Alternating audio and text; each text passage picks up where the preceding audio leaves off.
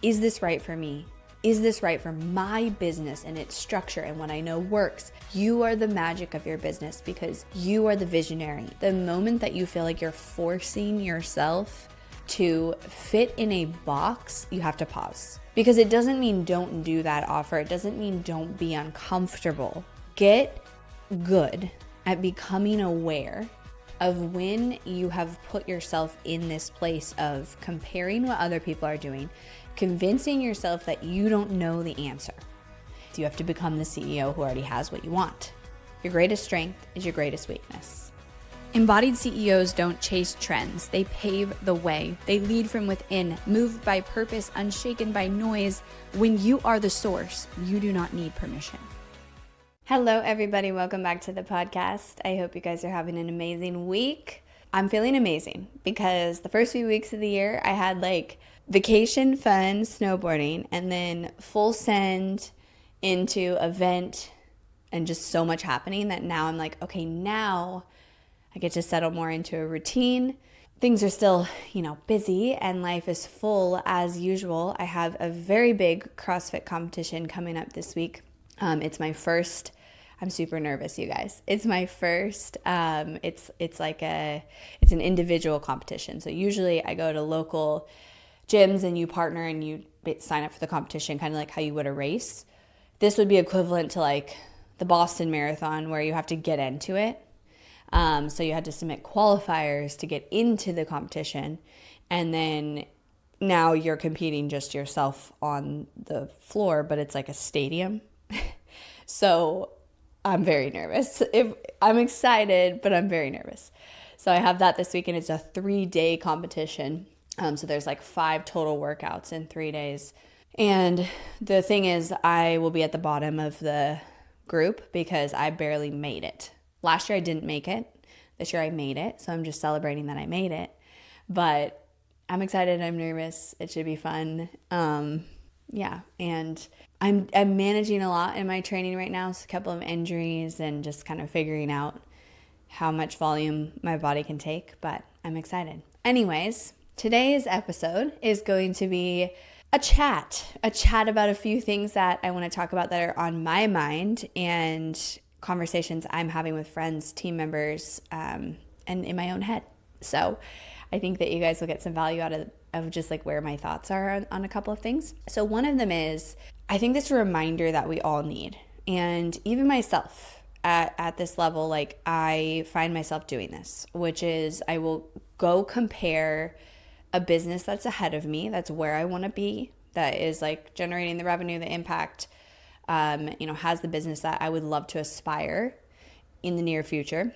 And I will start analyzing what they are doing from the offer that they have in the marketing strategy. And then I'll catch myself doing that. And then I'll maybe compare somebody else.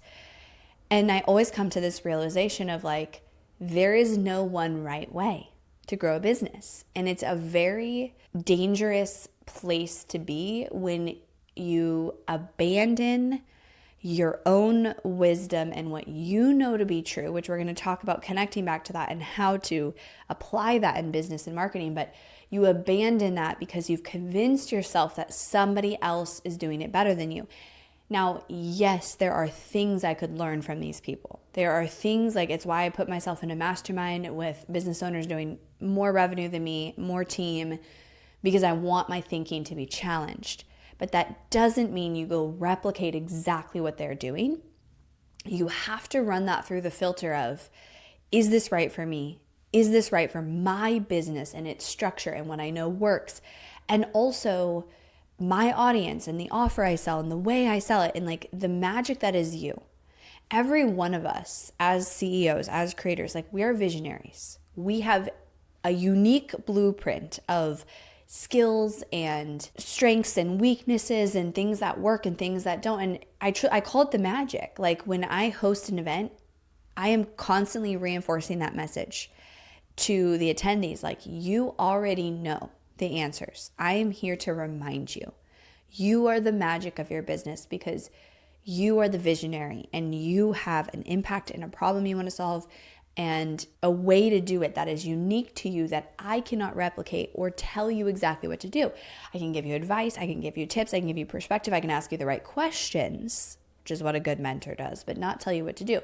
Anyways, I found myself recently, as I'm looking at a big leap this year, I want to massively increase our monthly run rate by the end of the year. And I found myself looking at companies doing bigger and like almost getting a little frustrated, going like, I don't get it. Like, what are they doing better than me and why are they there? And starting to almost confuse myself because obviously their business looks different. Their ideal customer looks different. Their offers look different. Like their marketing structure looks different. And so then I start to get overwhelmed and I realize like, oh my gosh, this is where a lot of people's overwhelm comes from when it comes to marketing, because there are so many ways that you can do it. You can do, live launches. You can do a weekly live webinar of the same exact topic. You could do a challenge. You could do a paid challenge. You could do a challenge with a VIP upgrade. You can do so many different things. And there's foundational components that everyone has, but how you get there is unique. And I think this is where our very linear black and white thinking as humans can get us in trouble. And I oftentimes fall into this because black and white thinking makes me feel very comfortable and in control. It's like, it's right or it's wrong.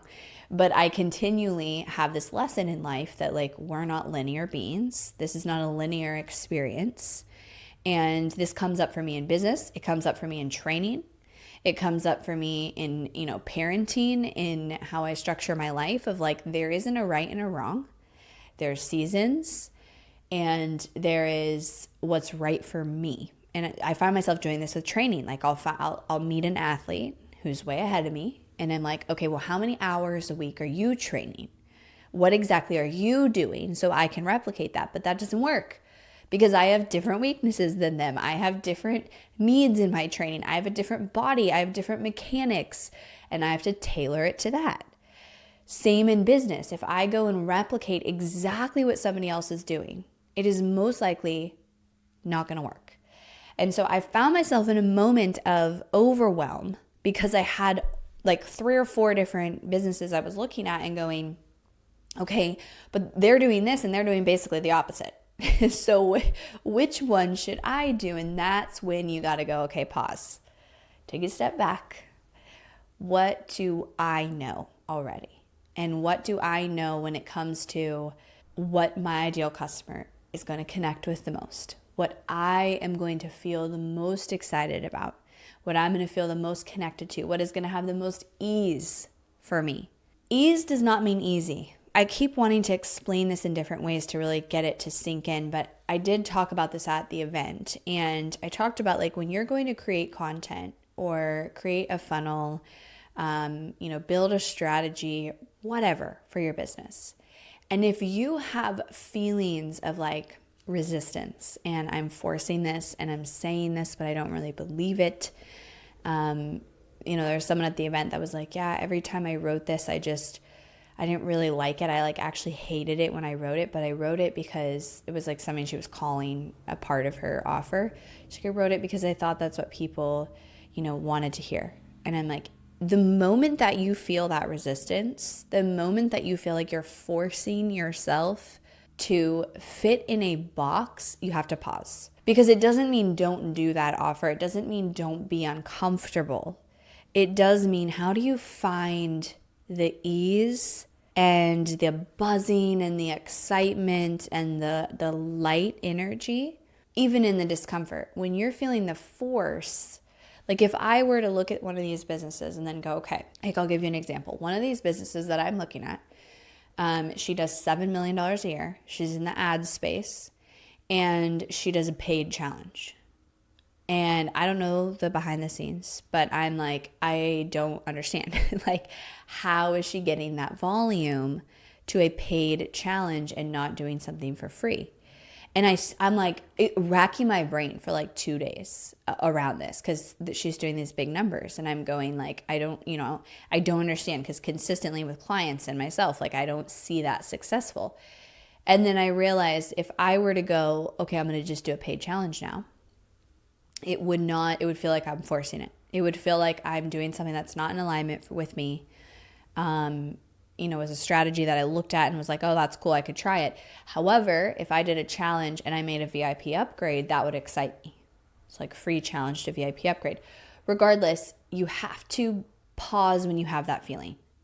So get good at becoming aware of when you have put yourself in this place of comparing what other people are doing, convincing yourself that you don't know the answer, that you don't know the best thing, that somebody else could tell you better how to connect with your ideal customer, how to deliver your offer. Now, again, I'm not saying that having mentors and having people who give you perspective and ask you different questions and give you feedback and help you collaborate is a bad thing at all. Of course, it's a good thing. You should be surrounding yourself with people who are higher than you want to be in all areas. Like, again, I surrounded myself in CrossFit with people who are way ahead of me. I surround myself in business with people making more money, with bigger teams, because I want to hear how they think.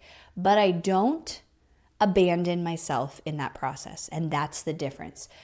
It is easy to look at somebody, quote, ahead of you and then abandon your own inner knowing, your own, I don't even want to say values, but like your own magic, your own essence, and abandon that because you convinced yourself that somebody else is doing it better than you. They might be doing it better than you right now. You can learn from them, but you have to integrate it with you. And that's the magic. And likely they've done the same thing. And that is why when you look at all these successful businesses and you were to compare them in your industry, you're going to see they're all not doing the same thing. If it was all the exact same thing, do you know how freaking easy business would be? Do you know how many people would have successful businesses if I was like, here's a business in a box, do the exact same thing I did and you'll be successful? It doesn't work that way. It doesn't work that way. And that's why you never see that, right? So learning how to catch yourself when you get into that place, but mostly learning how to catch yourself when you are putting yourself into a place of feeling resistance, feeling force. I'll give you another example. I was doing a bonus coaching call and somebody on there I've been in her world for a while, so I know her pretty well. She asked me a question and she was saying, I had an epiphany, which is I don't like this whole way of getting my ideal customer result that I've been thinking that's how you have to do it because everybody teaches it that way. And I realized like that was actually holding me back personally from getting results. And so I want to teach it this way, but I'm scared of pissing people off, because I want to say this pretty bold statement around this is not how you get more clients. And I was like, do it. Like, that's amazing. Because people who resonate with that are going to love that. And also, there is no one right way. Like, both are right? Like the way you're saying to get clients is right and is a possibility. And the way that other people are saying to get clients in your industry is also right and is also a possibility. And the people for you who have the same resistance to that way, for the same reasons you do, they're going to be drawn to your method. So again, back to that, we like to put things in a box and a linear, it's right or it's wrong, it's black or it's white. And it's hard because that's how our brain thinks. And it makes it really easy, right? To be like, okay, well, if you just give me the list of the right things, then I'll know. But it's not the way it works. So on this note, kind of what I realized is, number one, I've even had different members of my mastermind, for example, where one grew her business through purely organic, like massive growth, creating content, no ads. The other who grew her business through all ads, no organic. Both have successful 6-7 figure businesses. Both did it completely different. There is no one right way. There are foundational principles. So what are those foundational principles? Number one, who are we serving, right? Like, we all have to be serving somebody else, having a bigger purpose, having a bigger reason outside of money. Who are we serving? And what is that powerful messaging behind that? Those are foundational principles. Everybody needs to have that clarity. The last podcast I talked about with clarity, conviction, consistency, those are foundational principles that are true. The how you get there gets to be unique to you. And this is where being a visionary, being an entrepreneur is so cool, because there are no rules. Let's not forget that. There are no rules. So my my invitation listening to this episode is like really reflecting on where in the last, 6 to 12 months have you, maybe not even intentionally, put yourself in a box where you are forcing yourself to either show up, structure your business, or, offer something or whatever that you don't feel in alignment with. Now, let me be clear. If you go, well, I don't feel in alignment with live launching, I might say, well, you have to have some sort of live experience to connect with your audience. The type of live experience, the way you do it, gets to be unique to you. If I was like, I want to get healthy, and I was like, well, I don't want to work out, okay, too bad. Right? Like the things that you have to do. We have to be consistent in growing our list. We have to be consistent in growing our audience. We have to create opportunities to bring people back to our offer. We have to engage. We have to garner attention. We have to have good messaging. Those are all things that every business has to have. How you do it is unique to you. So look at like content creation, your funnel strategy, your live launch strategy, your offer itself, the way you offer your offer, and look at, are there any places that I have put myself in a box because I saw somebody else do it, I heard this is the way to do it, I told myself the story that this is the only way or the best way to do it, and it doesn't feel in alignment. It has that feeling, that feeling in your body where it's like, I'm forcing this. I am forcing myself to do this. I'm not excited about it. I'm not aligned. It's an actual energy. And then there's the things that you've done that you feel excited and electric, and it's like, I could do this all day. Even if it was hard, I could do it all day. You have to find that. If I go back to the analogy of working out, if someone comes and says, I want to get in good shape, I'm not like, the only way to do that is CrossFit. No, you could run, you could do Pilates, you could do kettlebell training, you could do CrossFit, you could do all sorts of different things. But you have to do something. What you do, you got to figure out what you like the most. You got to figure out what feels the most exciting, the most aligned for you. Same thing in business. You've got to have the consistency. You've got to have live launches. You've got to post and create content. You've got to show up. How you do it is up to you. So pull best practices and different things that you see and then run it through the filter of, what do I feel? What do I think? And give yourself just a little bit more creative expression and a little bit more freedom in how you execute it. So that's the first thing I've been thinking about. And, I get in this trap too. And I realized as I was doing it, because it was creating overwhelm and like even frustration for me as I was becoming, not even comparing, but I was like, okay, I got overwhelmed at like, well, what about all this and what should I do? And it's almost like, I think there's a power in just tuning out noise sometimes. I think we consume ideas and podcasts and social content and digital products and all these things. And it's very much can be masked as productive. It's like, I'm learning, it's productive. I'm learning, it's going to get me results. But I think a lot of times it does more damage than it does good. And having a season where you tune everything out and you tune in and you tune into you, but you also tune into your audience and you tune into who you're serving and what you're building and the impact you're here to have and how you're going to have it. And you tune everything else external out for a while, and then you can go through a season. You can be more have more discernment with what you consume. I think that's really powerful. And that's kind of where I got, is there was this girl, and I actually texted my friend and I was like, this is all a me problem, but I think I have to actually unfollow this person because I'm not feeling inspired. I'm noticing myself getting into this place of comparing, and she's better than me, and I guess a little bit of jealousy. And I'm like, that's not the energy. And it's not even her. She's awesome, right? It's not her at all. It's me. And that's not healthy consumption for me. And so that was a realization I had. The second one I wanted to talk about that I had a big realization after my event that I think you guys will relate to is, I've always said this and it kind of came up again for me, but I believe that our greatest strength is also our greatest weakness. And I think it comes up again, we're not linear, right? There's this dance between it all the time.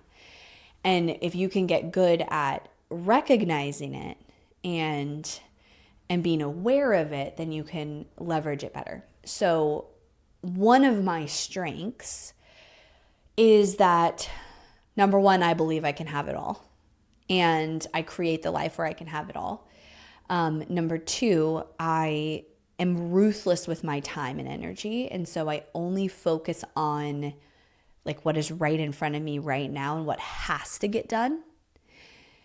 That sometimes results in me doing things more last minute than I should, because it's like, well, I don't have to do it today. Like there's actually more important things I have to do today, so I could just push that off.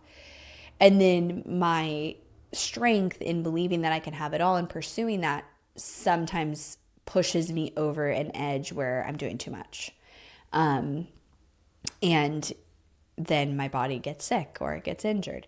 So anyways, after the live event, we've had 3 Embodied Marketing lives now, and they've all been amazing. And we keep selling the same amount of tickets. And not only that, but like we'll sell more tickets, but the same amount of people show up. Like, isn't that weird? Like we sold the most tickets this time, but then there was like a few extra people who couldn't come for whatever reason, sick, family thing. And so the same amount of people end up in the room all 3 times, the exact same. And I was like, I said this to my team member, I'm like, that is not an accident. Like that is a very clear signal. And I realized on day 3, I was like, oh, I am showing up as an event facilitator and a leader who can handle the capacity of that number of people. And that's why we keep getting handed that number of people, because I can crush it for that number of people. I might think I can crush it for a little bit more, but if I said I wanted to double it, I don't think I'm showing up as the person who can facilitate that. I'm doing things too last minute. And not to where anyone in the room could feel that, but I felt it, right? So like my energetic capacity leading up to the event, because I waited too long for things, becomes more stressed. And so that is just a signal of like, I'm putting out this energy of like, I can only handle this much. And even if I go back to the first event, my very first event, like I don't think I was ready to facilitate for a room bigger than that. This was the first time that my facilitation was like, I'll always get better and grow, but it was like, it just dialed in and it just clicked in a different way. And I don't know if the attendees noticed or not, but I noticed. And then also our execution of the event and like how we did things, how we structured it, like the behind the scenes stuff. So anyways, I realized on the last day, I said, oh, I have not been the leader who can handle, let's say, a 50-person event. So before we can sell 50 tickets, I've got to become the leader who operates that way. Starting with, what I did is I said, this week we're booking the venue that holds 50 people. Because what I would do in the past, and I'm being like fully honest with you guys, is I would wait. I'd wait a few months, like it's 6 months, right, of runway. I'd wait until like 4-ish months, sometimes even 3 months, see where the ticket sales are, and then book the event. And I'm like, Emily, you know this shit. Like, what do you think that's putting out there as a message? You're waiting, you're going, I don't know if I'm going to sell the ticket, so I'm going to wait, and I'm going to wait to book the event. No, you book the event right now. You book the venue this week for 50 people, and you make it a non-negotiable to fill it, and you put the message out there that I'm ready to host an event with 50 people. So it made me realize like 2 things in this. Number one, our greatest strengths are our greatest weakness. My strength at being able to do things, quote, last minute, it is a gift of mine. And also sometimes I create my best stuff that way. But can I be the CEO of an 8-figure company with 50 plus people at a live event operating that way? No, I have to change it a little. I have to get the support. I have to get the infrastructure. I have to shift the way that I'm operating, or I'm going to be stopping myself from growing. The second thing is, my core constant reminder is you have to become the CEO who already has what you want. And I wasn't doing that. And I didn't even see it. And then I'm like, the same number of people all 3 times, even no matter what the ticket sales, like the same number of people in the room, it's freaking weird. Why? Oh, because that's your capacity. That's your capacity because you try to do too much around the event and then just show up and teach the event. That's the energy that I have. And it's amazing, but it's like, If that was double the people, let's just say, if it was double the people in the room, could I do that? No. So there's my answer. Your greatest strength is your greatest weakness. Look at where is that potentially getting in the way. And then if there's something you want this year in your business, a number of sales, a revenue number, filling an event, filling a mastermind, whatever, have you become the CEO who can carry that? And it's not just a matter of like making the decisions. It's literally the capacity. It's the capacity of, can you hold that many clients? Can you hold that big of a team? Can you hold that big of an impact? And if you are maxed out every single day, how are you going to hold more? How are you going to create that capacity? You got to get more help. You got to put more structure in place for yourself. You have to get back the capacity. So for me, it was a big epiphany, and I have zero doubt that we will fill 50 tickets at the next event, because I'm already starting now to operate that way. Instead of going, 6 months is so much time. I do a lot of things last minute, and I do a lot of things very well last minute, and I'm really freaking good at it. But it is also stopping me from getting to the next level, and I am fully confident in that. And so we will be changing that. All right, everybody. Last thing I want to say before I wrap up the episode is we did just open the doors to the Embodied CEO Mastermind. So the next round is now open. This is a container where 7 women can work with me one-on-one. You basically get me one-on-one for 6 months. We do weekly calls where you get one-on-one, a hot seat in the calls. We have a Telegram chat. You get 2 one-on-one calls with me. It is the highest level of getting me basically as like a consultant in your business for 6 full months. And we go deep on everything from your offers, your business structure, your marketing, you name it. I have gotten amazing results for the women in the groups the last several rounds. And we just opened the next round. So we kick off the next round in February. If you go to embodiedmarketing.com/CEO, you can fill out an application. I personally review every single application because I'm working one-on-one with you. So we open the next round. We only open it every 6 months. And if that calls to you, I would love to have you in there. All right, everybody. Thank you so much for tuning in. I'll talk to you next time.